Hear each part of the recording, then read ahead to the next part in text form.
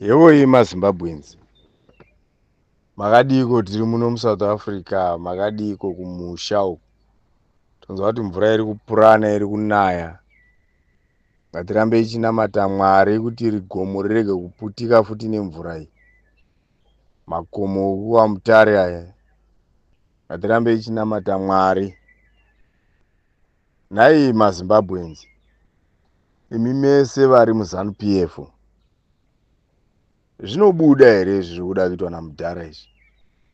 Kana makazvitarisa imimi, nemimi mamai munenge muchingopururudza muchirovera mazambia pasi, chese chese chataurwa munenge muchingofara chete, hamuna nguva yokufunga nhamo yamuri kuona iyi munyika menyu.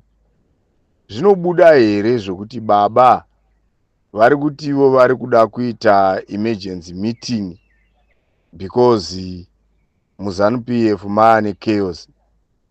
MuZANU-PF hamuna chaos. MuZANU-PF hamuna chaos. Handiti ndimi here baba vokuudzwa navhaisi wenyu kuti aiwa ava vanhu havanofanira kupinda mumusangano weZANU-PF nenzira yakafanira negwara romusangano rokuti munhu angokaruka ava mucentral committee, munhu angokaruka akunzi ava nechinzvimbo mumusangano. Vakatombopinda muZANU-PF headquarters vakadzinga uyu comrade nhamo yapera, vakabudiswa mumusangano achinzi buda muno, haumo mucentral. Imi mukamutora mukamudzorera. Uyu Tungwarara ndewenyu. Handi ndimi makangomunhonga Tungwarara ZANU unoizira kupi? Gwara romusangano haarizivi. Ndosaka muchiona vaviri ava vachitukana zvokurevesa. ZANU-PF haitukani sezvavakuita izvi.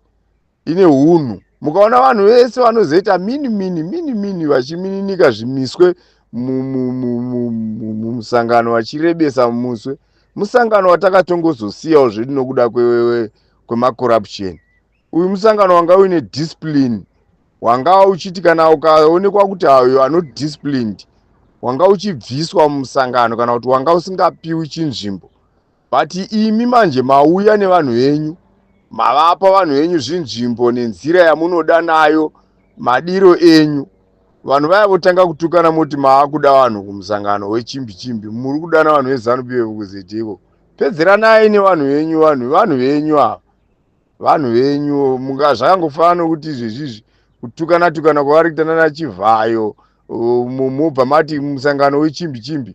Hurumende haivazivi, pati haivazivi. Vanhu venyu, pedzeranai, torai musangano wechimbi-chimbi, moenda nevanhu venyu kwamuri kuenda navo, mondogara pasi, kana kupurazi, kana kumba kustate house, kana kupi, moenda navo mapositori enyu aya mondopedzerana navo. Izvi zvamavakuita zvakangofanana nokuti izvezvizvi amakati mapositori for ED akatanga kurovana netsvimbo dzavo kumusangano ikoko, modana Politburo kuti uyai kunoku musangano maita nyonga-nyonga.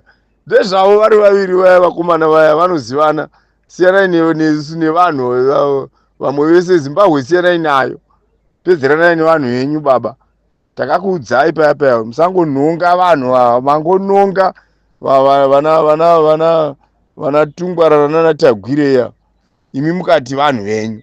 Nhasi yezvoko itai gorokoto venyu vapanduka. Mazvinzwa ka? Mutukudzi ndiye akadaro.